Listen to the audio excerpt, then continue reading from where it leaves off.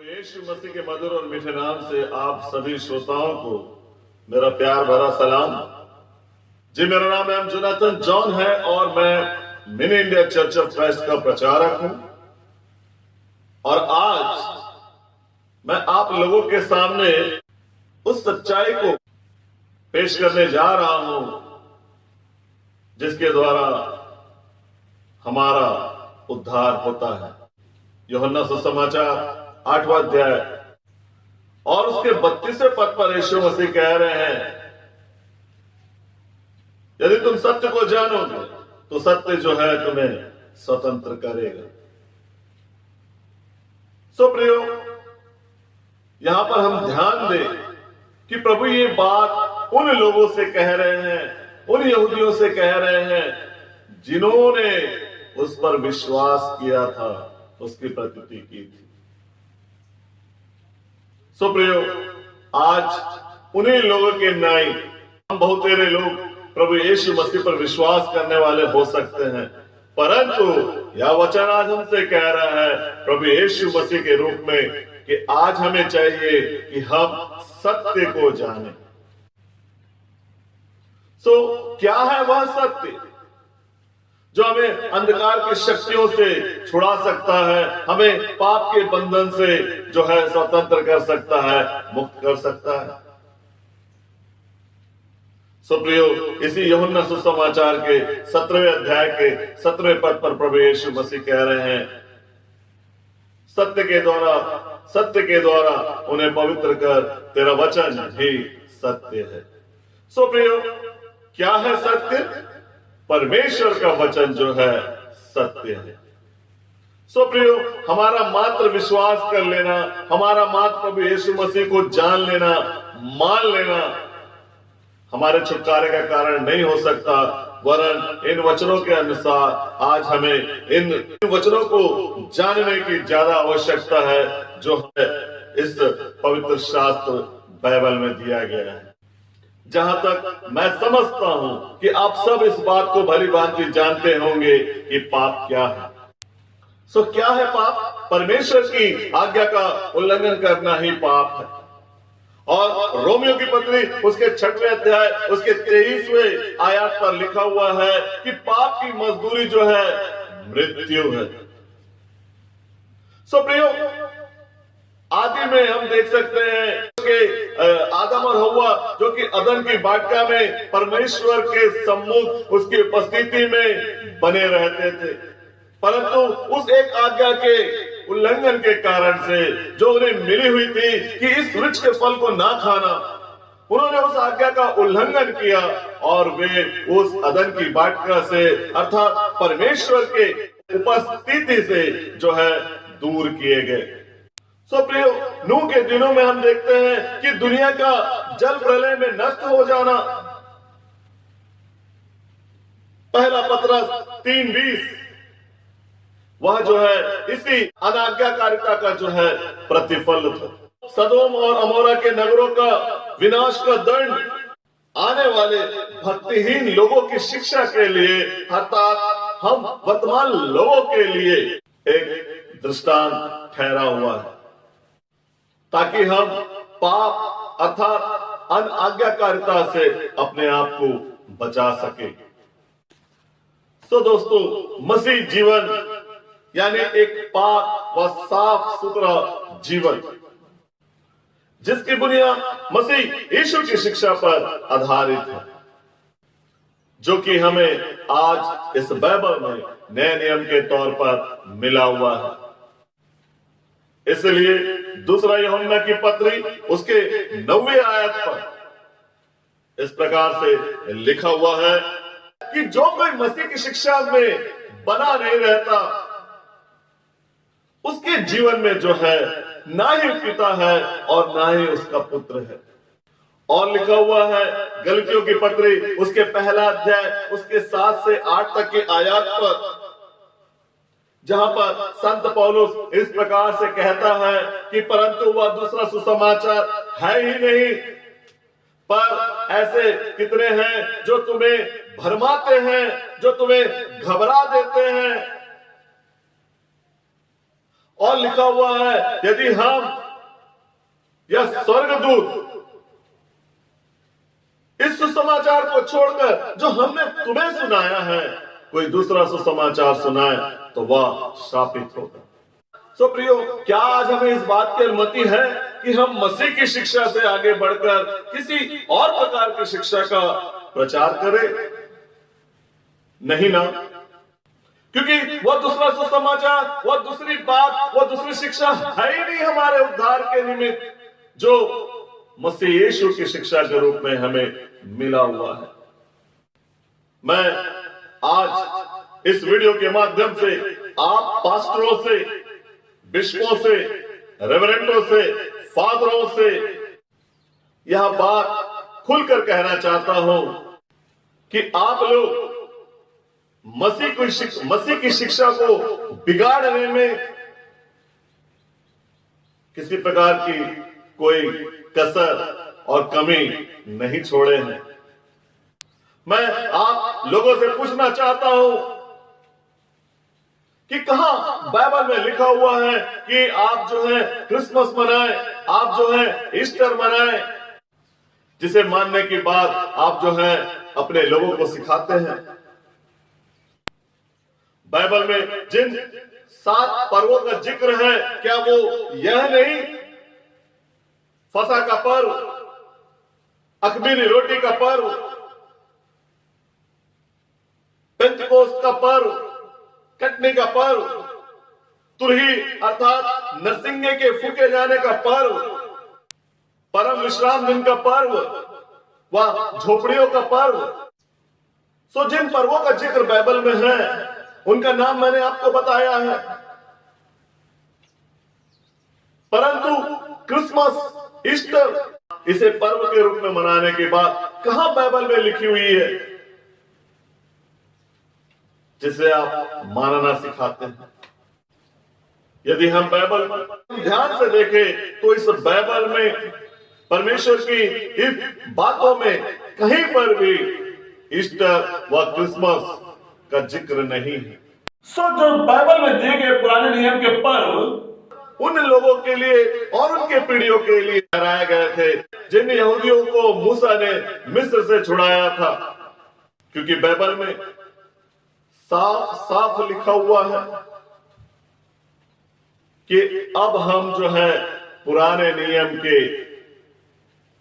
बंधन में, उसके अधिकार में नहीं रहे, क्योंकि आज हम जो लोग हैं हम भेड़ बकरियों के लहू के द्वारा पापों से छुटकारा पाए गए लोगों में से नहीं हैं, वरन हम प्रभु यीशु मसीह के लहू के द्वारा छुड़ाए गए लोगों में से हैं।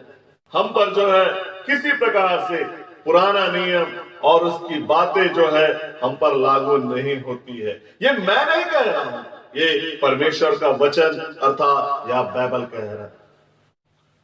और यह जो नया नियम है जिसे प्रभु यीशु मसीह के लहू में नई वाचा कहा गया है, और ये नई वाचा, ये नया नियम प्रभु यीशु मसीह के जन्म से नहीं है प्रियो, परंतु उसके मारे जाने, गाड़े जाने और जी उठने के बाद जो है हम लोगों पर जो है लागू होता है।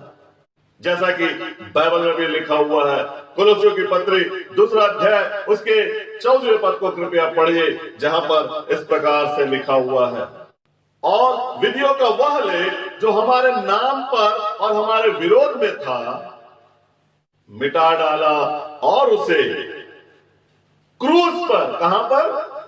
क्रूस पर कीलों से जड़कर हमारे सामने से हटा डाला। सो प्रियो, कहां जाकर पुराना नियम खत्म हुआ?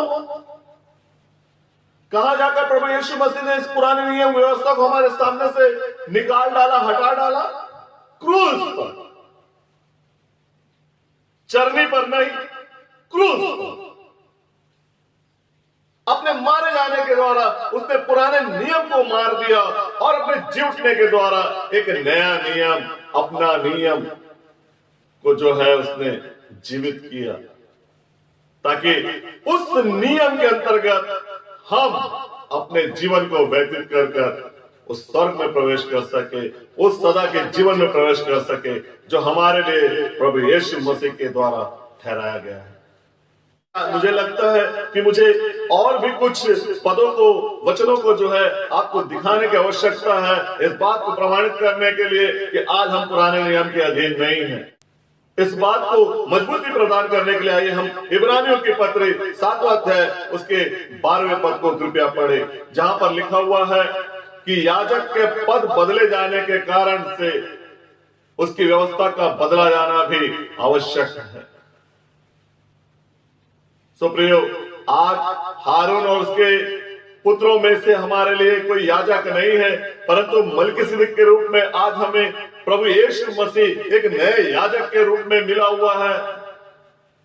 और यही कारण है कि चूंकि याजक का पद बदला गया है, इसलिए व्यवस्था का भी बदला जाना आवश्यक है। गलतियों की पत्री 3 अध्याय 23 से 25 तक के आयत को जब हम देखेंगे तो वहां पर इस प्रकार से लिखा हुआ है कि व्यवस्था जो है प्रभु यीशु मसीह तक पहुंचाने के लिए एक शिक्षक का काम हमारे लिए करता रहा।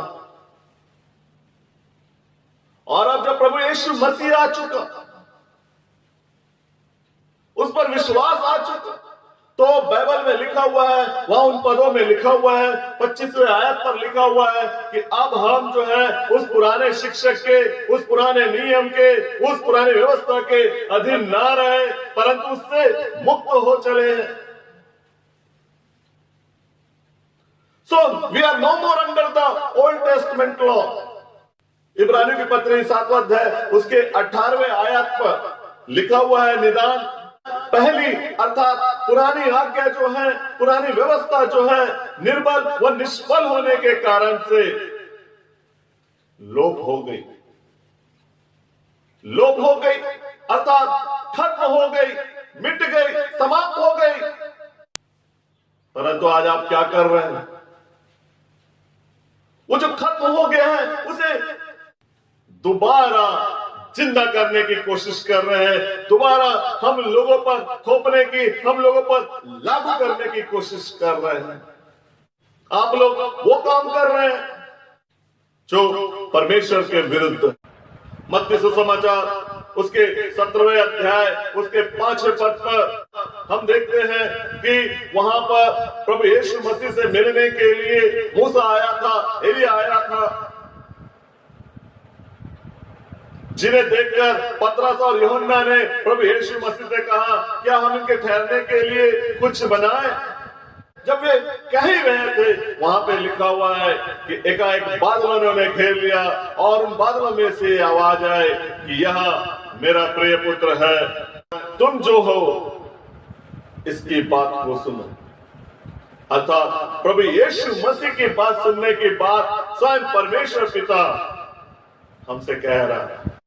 जिस जगह पर मूसा था, जिस जगह पर एलिया था, परमेश्वर ने ये नहीं कहा कि मूसा की बात को सुनो, एलिया की बात को सुनो, परंतु परमेश्वर ने कहा यह मेरा प्रिय पुत्र है, तुम इसकी बात को सुनो। आज हम पितृयुग के लोग नहीं हैं, आज हम मूसा युग के लोग नहीं हैं, परंतु आज हम मसीह यीशु के युग के लोग हैं। और हमारे लिए जरूरी हो जाता है कि हम मसीह यीशु की बातों को सुनें। आज हमारे उद्धार के लिए जिस विश्वास की हमें जरूरत है, जिस विश्वास की हमें आवश्यकता है, वह विश्वास मसीह यीशु की बातों को सुनने के द्वारा हमें मिलता है, हमें प्राप्त होता है। रोमियो की पत्री 10वां अध्याय उसका 17वां आयत। तो विश्वास सुनने के द्वारा, और सुनना मसीह यीशु के वचन से अर्थात नए नियम से। प्रकाशित वाक्य 22वां अध्याय उसके 18 और 19वें आयत पर लिखा हुआ है कि हमें इस भविष्यवाणी की किताब अर्थात इस बाइबल में से ना तो कुछ निकालना है और ना ही कुछ बाहर से लाकर इसमें मिलाना है। अर्थात जैसा इसमें लिखा हुआ है, जैसा ये हमें मिला हुआ है, हमें जो है उसी का अनुसरण करना है। परंतु आज आप लोग क्या कर रहे हैं? आज आप लोग परमेश्वर की बातों को, प्रभु यीशु मसीह की बातों को जो इस पवित्र शास्त्र बाइबल में दिया हुआ है उसे निकालकर आप अपनी बातों को लाकर मिला रहे हैं, मिलाते हैं और उन्हें लोगों को मानना सिखाते हैं। खुद तो पाप करते हैं और साथ में उन लोगों को भी पापी बनाते हैं जो आप लोगों की बातों को सुनते हैं। आप लोगों को मसीह आचरण से दूर कर अपने आचरणों का पालन करना सिखाते हैं। और ये क्रिसमस और ये ईस्टर आप अपने आचरण हैं जिन्हें आपने लोगों के बीच में लेकर आया है। ये प्रभु यीशु मसीह के आचरणों में से, उसकी शिक्षाओं में से नहीं होता तो बाइबल में लिखा होता, बाइबल में इसका जिक्र होता। सो आज आप क्या कर रहे हैं? आज आप वो काम कर रहे हैं जो बाइबल में नहीं है। ईस्टर और क्रिसमस उसे पूरी दुनिया को धूमधाम से मनाना आप सिखा रहे हैं, और जो बाइबल में है उससे आप लोगों को वंचित कर दे रहे हैं। परमेश्वर आपको इस भयानक पाप से बचाए जो आप परमेश्वर की बातों के विरुद्ध में चलकर कर रहे हैं। आप गाय की तस्वीर को सुअर दिखाते हैं और सुअर की तस्वीर को गाय बता रहे हैं, जबकि आपको चाहिए कि आप गाय को गाय बताएं और सुअर को सुअर बताएं। समय की गंभीरता को समझे। और ये बातें जो मैं आज आपसे कह रहा हूं, ये आपके दिल को दुखाने के लिए नहीं कर रहा हूं, ना ही आपसे दुश्मनी पूर्वक कर रहा हूं, परंतु ये बातें मैं आपसे इसलिए कह रहा हूं क्योंकि मुझे आपसे प्रेम है। मैं अपने प्रेम को आपके प्रति दर्शाने के लिए कर रहा हूं, क्योंकि मैं जान रहा हूं कि ये बातें बाइबल में नहीं है जिसे आप लोगों को मानना सिखा रहे हैं, और ऐसा कर आप पाप कर रहे हैं, और आप ऐसा काम कर उन लोगों की दशा में ठहर रहे हैं जिनके विषय में मत्ती सुसमाचार 7वां अध्याय उसके 21 से लेकर 23 तक के आयत पर लिखा हुआ है कि प्रभु प्रभु कहने वाला हर एक जन जो है परमेश्वर के राज में प्रवेश करने ना पाएगा, वरन केवल वही प्रवेश करने पाएगा जो मेरे पिता की इच्छा के अनुसार अपने जीवन को व्यतीत करता हूं।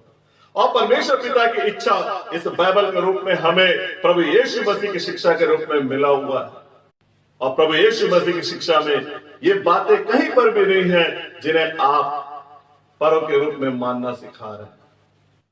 वरन बाइबल में तो स्पष्ट लिखा हुआ है, कुलुस्सियों की पत्री 2 अध्याय उसके 16वें आयत को कृपया निकाले और पढ़े। इसलिए खाने पीने या पर्व या नए चांद या शब्द के विषय में तुम्हारा कोई फैसला ना करे। सो प्रियो, बाइबल प्रभु यीशु मसीह की शिक्षा हमें इस बात की अनुमति नहीं देती, इजाजत नहीं देती कि हम पर्व मनाएं। फिर आप क्यों कर इसके विरुद्ध में जाकर उन पर्वों को मनाना सिखा रहे हैं जो इस बाइबल में है ही नहीं। परमेश्वर आपको ज्ञान, बुद्धि और समझ प्रदान करे। सबको धन्यवाद।